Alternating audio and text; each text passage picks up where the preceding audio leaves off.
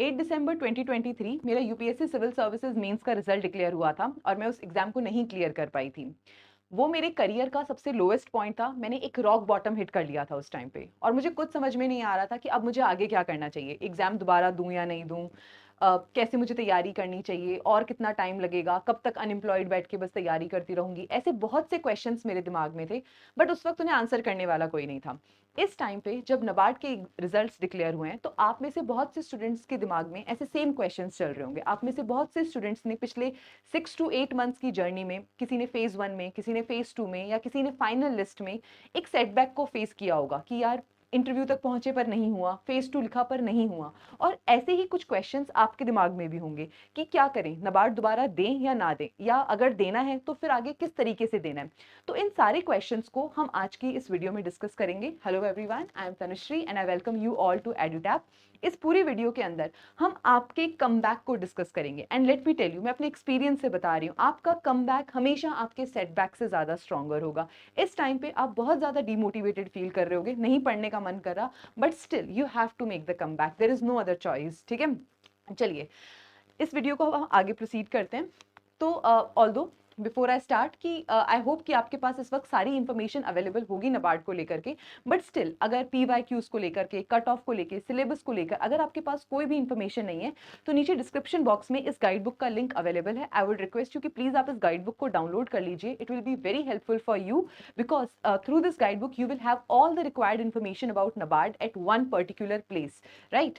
Now let's start. So सबसे पहला question जो स्टूडेंट्स के दिमाग में आता है वो ये आता है कि मैम क्या हमें प्रिपेयर करना भी चाहिए नबार्ड के लिए, और या फिर अब हमें कोई जॉब कर लेनी चाहिए। ठीक है, तो देखो इस क्वेश्चन को आंसर करने से पहले मैं आपको दो कैटेगरी ऑफ स्टूडेंट्स में डिवाइड करूंगी।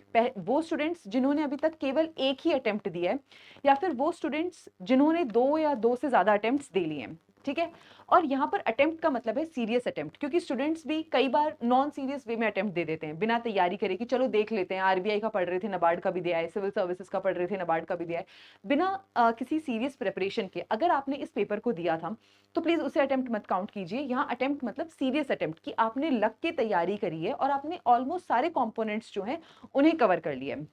अगर आपको केवल एक ही अटेम्प्ट हुआ है या एक ही अटेम्प्ट अगर आपने अभी तक दिया है, तो मैं आपसे कहूंगी कि आप अभी एक बार के लिए ठहर के इस एग्जाम की थोड़ी और अच्छे से तैयारी कर लीजिए। जो भी आपकी कमी रही है आप उसको एनालाइज करके दोबारा से अपनी प्रिपरेशन कीजिए। कैसे करनी है, किन चीज़ों का ध्यान देना है, वो हम आगे डिस्कस करेंगे इस वीडियो में। But I would suggest you कि अभी आप एक अटेम्प्ट और दे लीजिए एटलीस्ट। ठीक है, एक और सीरियस अटेम्प्ट इस एग्जाम को जरूर दीजिए। ठीक है, उसके बाद बात आती है वो स्टूडेंट्स जो अभी तक दो या दो से ज्यादा अटेम्प्ट्स दे चुके हैं। देखो अगर आप दो या दो से ज्यादा सीरियस अटेम्प्ट्स दे चुके हो तो मैं ये अज्यूम करती हूँ कि आपकी तैयारी जो है वो पूरी हो चुकी है। ठीक है, आपने सारे सब्जेक्ट्स पढ़ लिए हैं, अब आपको सिर्फ करंट अफेयर्स और पढ़ना है, PYQs और सॉल्व करने हैं, रिविजन और करनी है। लेकिन जो फाउंडेशन थी, जो बेसिक काम था, वो आप कर चुके हो। अगर ये हो चुका है, ठीक है, तो आई वुड सजेस्ट यू कि आप कोई भी एक ऑल्टरनेटिव जॉब, चाहे वो कॉर्पोरेट सेक्टर में हो या कोई गवर्नमेंट जॉब अगर आपकी लग गई हो, तो प्लीज आप जॉब ज्वाइन कर लीजिए। क्योंकि अनएम्प्लॉयड बैठ के और सिर्फ एक गवर्नमेंट जॉब के भरोसे बैठ के तैयारी करना बहुत मुश्किल होता है, बहुत एंग्जाइटी होती है, बहुत सी अनसर्टेनिटीज होती हैं। ठीक है, तो अगर आपके दो से ज्यादा अटेम्प्ट्स हो चुके हैं तो आई वुड सजेस्ट यू कि आप एक ऑल्टरनेटिव पाथ को जरूर कंसिडर कीजिए। वो ऑल्टरनेटिव पाथ कोई जॉब भी हो सकती है, आपकी हायर स्टडीज भी हो सकती है, it can be anything, but please do consider it. But अगर अभी तक आपने केवल एक ही अटेम्प्ट दिया है तो आई वुड सजेस्ट कि आप एक अटेम्प्ट और दे लीजिए एक सीरियस प्रिपरेशन के साथ। ठीक है, तो आई होप इसके साथ आपका ये डाउट क्लियर हो गया कि हमें जॉब ज्वाइन करनी चाहिए या आगे प्रिपेयर करना भी है या नहीं करना। क्योंकि नबार्ड की प्रिपरेशन अगर आपने एक बार बहुत अच्छे से कर ली, आपका फाउंडेशन अच्छे से बिल्डअप हो गया, तो ऐसा नहीं है कि आपको 6-8 घंटे देके करनी पड़ेगी। अगर आप जॉब के साथ डेली 3 to 4 आवर्स भी दे पा रहे हो, ठीक है, आपका फाउंडेशन बिल्ड हो चुका है और उसके बाद अगर आप 3 to 4 आवर्स भी दे पा रहे हो, दैट इज गुड इनफ। ठीक है, चलिए अब आगे बढ़ते हैं कि क्या गलतियां रही होंगी। ठीक है, जो नॉन सीरियस एस्पिरेंट्स रहे होंगे, जिन्होंने मजे मजे में पेपर दे दिया होगा, लेकिन उनको भी जब रिजल्ट आता है तो एक सेटबैक जरूर फेस होता है कि यार पेपर तो दिया था ना, नहीं हुआ। जो नहीं होना होता है, चाहे हम नॉन सीरियस ही हो, उसमें दिल तो सबका दुखता है। ठीक है, अब बात आती है कि इन मिस्टेक्स, क्या मिस्टेक्स रही होंगी जिनकी वजह से हमारा एग्जाम नहीं क्लियर हुआ, चाहे वो फेज 1 हो, चाहे वो फेज 2 हो, या फिर वो इंटरव्यू हो। कुछ ना कुछ मिस्टेक्स ओवरऑल हमसे रही होंगी जिनकी वजह से हमारा ये एग्जाम नहीं क्लियर हुआ। So let's discuss about them one by one. ठीक है, देखिए सबसे पहली जो गलती रही होगी ना, जिनका फेस 1 नहीं क्लियर हुआ, उनका एक रीज़न ये हो सकता है कि उन्होंने नॉन मेरिट सेक्शन को बहुत लाइटली लिया हो। इसी साल हमारे पास एक ऐसे टॉपर आए, जिन्होंने फर्स्ट अटेम्प्ट में वो नाबार्ड के इंटरव्यू में पहुंच गए थे, लेकिन सेकंड अटेम्प्ट के अंदर वो फेज़ 1 नहीं क्लियर कर पाए थे, और उनका रीज़न था कि उनकी कंप्यूटर अवेयरनेस की जो सेक्शनल कट ऑफ थी, वो क्लियर नहीं हो पाई। ठीक है? तो बहुत से स्टूडेंट्स जो होते हैं वो नॉन मेरिट सेक्शन को थोड़ा लाइटली ले लेते हैं, खासकर डिसीजन मेकिंग को, कंप्यूटर अवेयरनेस को, क्योंकि उनको लगता है यार सेक्शनली तो है, हो जाएगी, 1-2 नंबर तो हम ले ही आएंगे। बट ट्रस्ट मी स्टूडेंट्स, जो लोग इंटरव्यू तक भी पहुंचे हैं, उनका नेक्स्ट अटेम्प्ट में सेक्शनल की वजह से रह गया। तो प्लीज, अगर आपने नॉन मेरिट सेक्शन लाइटली लिया है, तो ये आपकी एक बहुत बड़ी मिस्टेक हो सकती है, जिसकी वजह से लास्ट ईयर आपका फेज 1 ना क्लियर हुआ हो। ठीक है?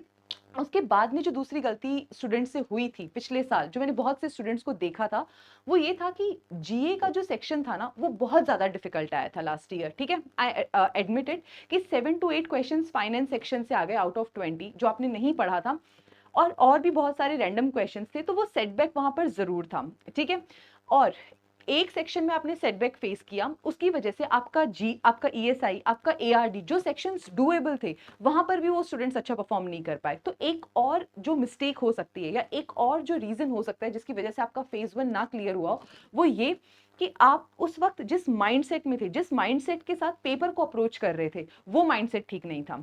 ठीक है? उसके बाद में तीसरा जो एक रीजन हो सकता है ना, वो अगेन बहुत से स्टूडेंट्स के साथ मैंने जो डिस्कशन की है, उससे ये निकल कर आता है कि पढ़कर तो वो बहुत कुछ गए थे, लेकिन एग्जाम हॉल में याद नहीं आया। एग्जाम हॉल के अंदर ये था कि यार, या तो ये ऑप्शन या ये ऑप्शन, कंफ्यूज हो रहे थे ऑप्शंस के बीच में, और उसका कारण ये था कि चीजें याद नहीं आ रही थी, जो पढ़ा था वो बिल्कुल भी याद नहीं था। ठीक है? उसके बाद में अगला जो कारण हो सकता है वो ये कि आपने प्रैक्टिस नहीं की, इनफ मॉक्स नहीं लगाए। ठीक है? मॉक्स ना लगाने की वजह से क्या होता है ना, कि देखो, एक एग्जाम टाइम सेटअप में कि पहले कौन सा सेक्शन अप्रोच करना है, किस सेक्शन से किन क्वेश्चंस को अटेम्प्ट करना है, ये सारी चीजें आप मॉक से ही डिसाइड करते हो। तो अगर आपने मॉक्स नहीं लगाए, अगर आपने प्रीवियस ईयर क्वेश्चंस नहीं लगाए, तो इस प्रैक्टिस की कमी की वजह से भी हो सकता है कि आपका फेज 1 ना क्लियर हुआ हो। ठीक है? अब अगर फेज 1 बाई चांस क्लियर हो भी गया, तो बहुत से स्टूडेंट्स ऐसे थे जिनका फेज 2 नहीं क्लियर हुआ। ठीक है? फेज 2 ना क्लियर होने की क्या इश्यूज हो सकते हैं? पहली बात, पेपर नहीं कंप्लीट हुआ, कोई क्वेश्चन छूट गया। अगर आपका एक भी क्वेश्चन डिस्क्रिप्टिव में छूट रहा है, you are out of the race, क्योंकि 15 मार्कर, 10 मार्कर, ये बहुत ज्यादा मार्क्स हो जाते हैं, ज्यादा वेटेज हो जाती है। तो अगर आपका एक 15 मार्कर छूट रहा है, अगर आपका एक 10 मार्कर छूट रहा है, तो आपको वहां बहुत ज्यादा इशू होने वाला है। सिमिलरली, अगर ऑब्जेक्टिव पार्ट के अंदर भी आपके क्वेश्चंस छूट रहे हैं, तो आप नहीं क्लियर कर पाओगे। अगेन इस साल जब मैं टॉपर्स स्ट्रैटेजी, मतलब टॉपर्स टॉक जब हो रही थी, जब मैं टॉपर्स के साथ उनकी सक्सेस स्टोरी को डिस्कस कर रही थी, तो एक टॉपर ने मुझे बताया कि 21 या 22 में शायद उन्होंने एक अटेम्प्ट दिया था, जिसमें वो ऑब्जेक्टिव के सारे क्वेश्चंस पढ़ भी नहीं पाए थे, क्योंकि पैराग्राफ बेस्ड आते हैं, तो सारे क्वेश्चंस को ठीक से रीड भी नहीं कर पाए थे। तो अगर ऐसी सिचुएशन रही होगी, again because of the lack of practice, तो भी आपका फेज 2 रह सकता है, या अगर आपने डिस्क्रिप्टिव को बहुत ज्यादा अच्छे से प्रैक्टिस नहीं किया। उसके बाद अगर आपका फेज 2 क्लियर हो भी गया, तो इंटरव्यू स्टेज, अगेन इंटरव्यू को बहुत से स्टूडेंट्स लाइटली लेते हैं। उनको लगता है कि मतलब 50 मार्क्स का ही तो इंटरव्यू है, इससे क्या ही फर्क पड़ेगा अगर मेरा 200 मार्क्स का मेंस क्लियर हो गया तो। But let me tell you, again ये सक्सेस स्टोरी भी हमारे चैनल पर अवेलेबल है। जो हमारे अपने कलीग थे अमित सर, तो अमित सर ने 4 इंटरव्यूज दिए हैं नाबार्ड में। कैन यू बिलीव कि वो 4 बार इंटरव्यू तक पहुंचे हैं, बट फिर भी उन्हें इंटरव्यू में सेटबैक फेस करने को मिला। लास्टली उन्होंने इंटरव्यू में ही इंप्रूवमेंट करी, अपने डैफ में ही इंप्रूवमेंट करी, जिसकी वजह से वो फाइनली क्लियर कर पाए इस साल। ठीक है? तो इंटरव्यू को लाइटली लेना भी एक मिस्टेक हो सकती है। ठीक है? अब इन मिस्टेक्स को इंप्रूव कैसे करना है, मैंने एक ओवरव्यू बताया अभी आपको, पर इनको कैसे इंप्रूव करना है, अब हम उनके बारे में बात करते हैं। ठीक है? देखिए, सबसे पहली जो बात है ना, वो है कि give equal importance to all sections. ठीक है? मानती हूं कि नॉन मेरिट सेक्शन में आपको केवल सेक्शनल कट ऑफ ही क्लियर करनी है, लेकिन इसका मतलब ये नहीं है कि आप एक भी मॉक ना लगाओ, आप एक भी सेक्शनल टेस्ट ना लगाओ। आप ये सोचो कि मैं एग्जाम हॉल वाले दिन अचानक से क्वेश्चंस देखूंगा और वहीं जाके मैं नॉन मेरिट को अटेम्प्ट कर दूंगा और मेरा हो जाएगा। ऐसा नहीं होगा। ठीक है? तो आप अगर नॉन मेरिट को लाइटली ले भी रहे हैं, तो भी आपको नॉन मेरिट को बहुत अच्छे से प्रिपेयर करना होगा। एटलीस्ट इतना तो करके जाइए कि आपकी सेक्शनल कट ऑफ क्लियर हो। यहाँ पर मैं एक चीज और बता देती हूँ, बहुत से स्टूडेंट्स के दिमाग में ये होता है कि हम 2-3 इंपॉर्टेंट टॉपिक्स बस प्रिपेयर कर लेते हैं, इसमें से क्वेश्चन आ जाएगा और हमारा क्लियर हो जाएगा। प्लीज इतना बड़ा रिस्क मत लीजिए, अभी आपके पास टाइम है। आप एटलीस्ट कुछ टॉपिक्स 5-6 टॉपिक्स को तो एटलीस्ट प्रिपेयर करके जाइए, क्योंकि क्वांट्स में स्टूडेंट्स बोलते हैं कि मैम हमने नंबर सीरीज कर लिया, क्वाड्रेटिक इक्वेशंस कर लिया, इनफ है, इससे क्लियर हो जाएगा।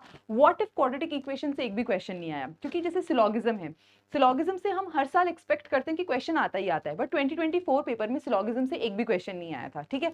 तो ये चीज किसी भी और इंपॉर्टेंट टॉपिक के साथ हो सकती है। जो टॉपिक लास्ट ईयर तक इंपॉर्टेंट हो सकता है कि वो इस साल इंपॉर्टेंट ना रह जाए। So please don't put all your bets on important topics, कि अगर हमने 2-3 इंपॉर्टेंट टॉपिक्स कर लिए तो that is enough. No, that is not enough.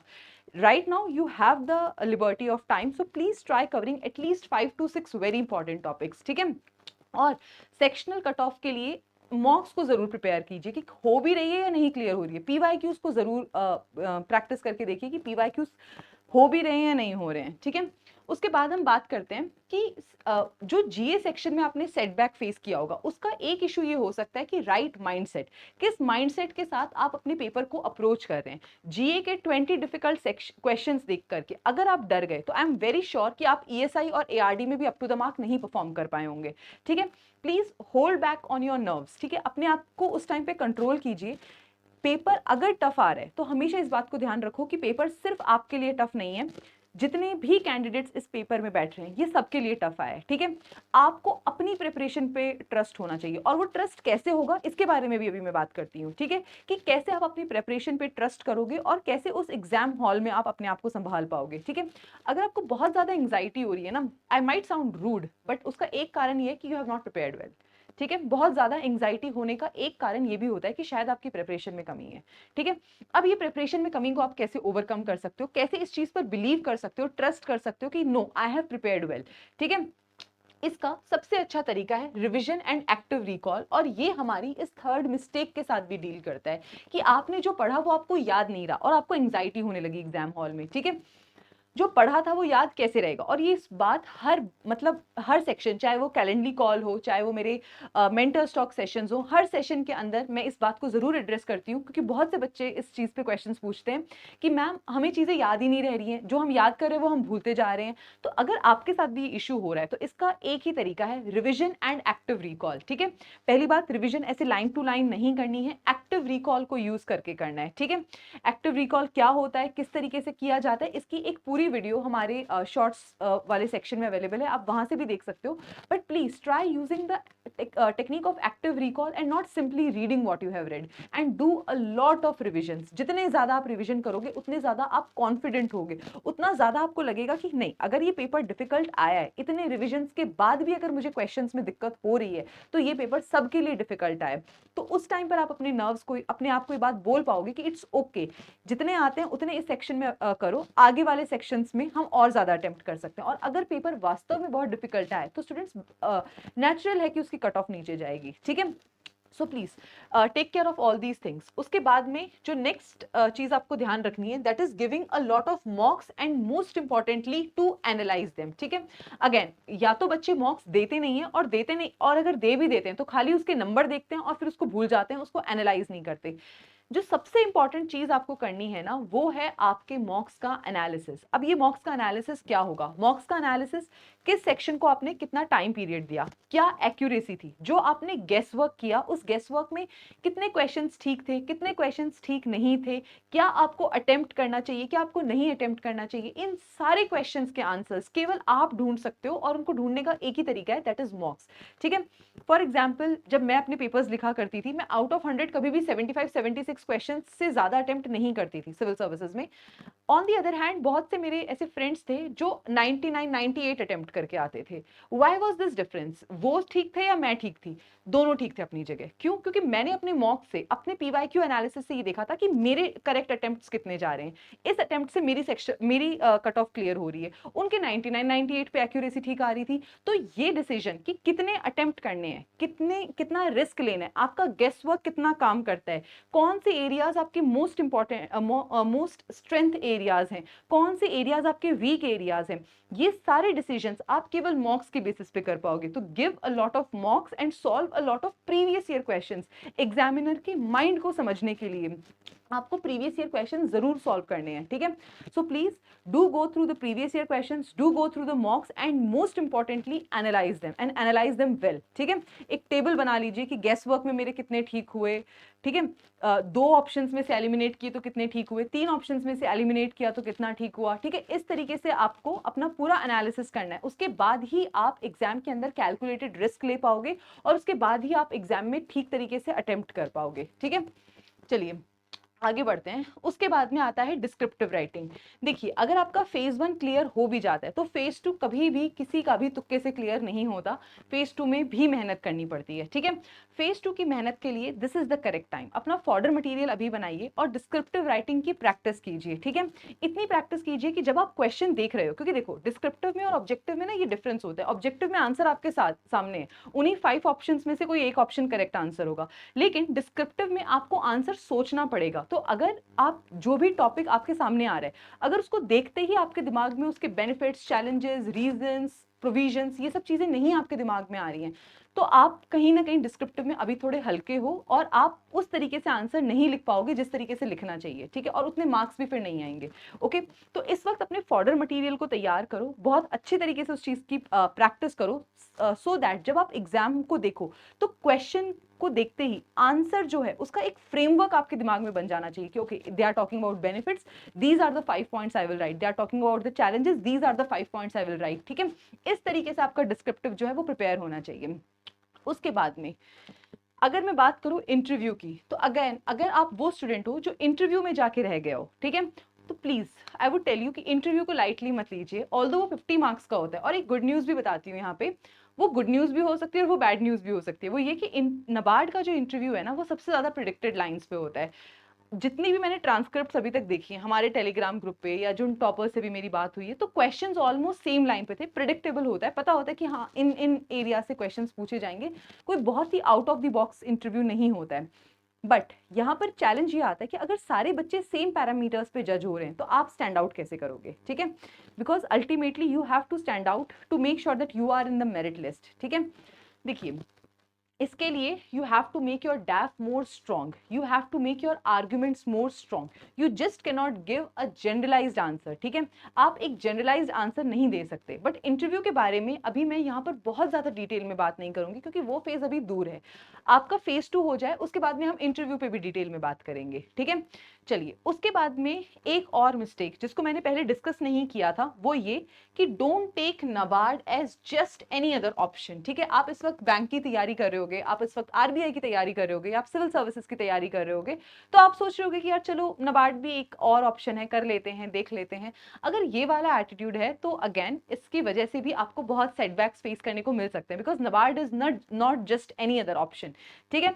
So you have to be very serious as far as your NABARD preparation is concern. तो अब ये seriousness आएगी कैसे और अपनी प्रिपरेशन में आपको किन किन चीजों का ध्यान रखना है। देखो 3 चीजें हैं जो मोस्ट इंपॉर्टेंट है। First is the right mindset, second is the right guidance and the third is right preparation. जब आप स्टार्ट कर रहे हो आपका वाई क्लियर होना चाहिए, क्यों करना है, किस तरीके से करना है, आपकी स्ट्रैटेजी क्लियर होनी चाहिए, आपकी प्लानिंग क्लियर होनी चाहिए। आप पिछले साल अपना पेपर दे चुके हो, ठीक है, जिस भी स्टेज तक आप पहुंचे हो आप अपने आप को खुद एनालाइज करो, ठीक है। That is going to be your right mindset कि मैं कहाँ गलत था, मैंने क्या कमी करी, कौन सी चीज थी जिसमें मैंने ठीक से प्रिपरेशन नहीं करी, क्योंकि कुछ ना कुछ कमी जरूर रही होगी। आई अंडरस्टैंड कि लक का एक बहुत बड़ा रोल होता है, but at the same time कुछ ना कुछ कमी हमारे एंड पे भी जरूर रही होती है। Please do improve on that. और ये जो मैंने बात लिखी है राइट गाइडेंस, जो आपका राइट माइंडसेट है ना वही आपको गाइड करेगा कि किन एरियाज पे आपको काम करने की जरूरत है, किन एरियाज पे आपको और ज्यादा इंप्रूव करने की जरूरत है। एंड इसी गाइडेंस के बेसिस पर फिर आपको ध्यान देना है राइट प्रेपरेशन के ऊपर, ठीक है। आपकी प्रेपरेशन भी ठीक होनी चाहिए, लाइटली लेकर के, नॉन सीरियसली अगर आप प्रिपेयर करो you will not be able to clear, ठीक है। Last but not the least point है, a lot of you might be facing lack of motivation right now। नहीं एग्जाम क्लियर हुआ, मेहनत करने के बाद भी नहीं क्लियर हुआ, तो इस वक्त वो किताबें उठा के फेंकने का मन कर रहा होगा, बिल्कुल नहीं पढ़ने की इच्छा हो रही होगी, ठीक है। ये इशू सबको आते होंगे, but trust me students, for this motivation is not the answer is discipline. See life जो होती है ना वो वन वे रोड होती है, उसमें कोई यू टर्न नहीं होता, उसमें कोई टू वेज नहीं हो सकते, तो आपको आगे ही बढ़ना पड़ेगा, आपको आगे ही जाना पड़ेगा, ठीक है। And as I have told you in the beginning itself, your comeback will always be stronger than your setbacks.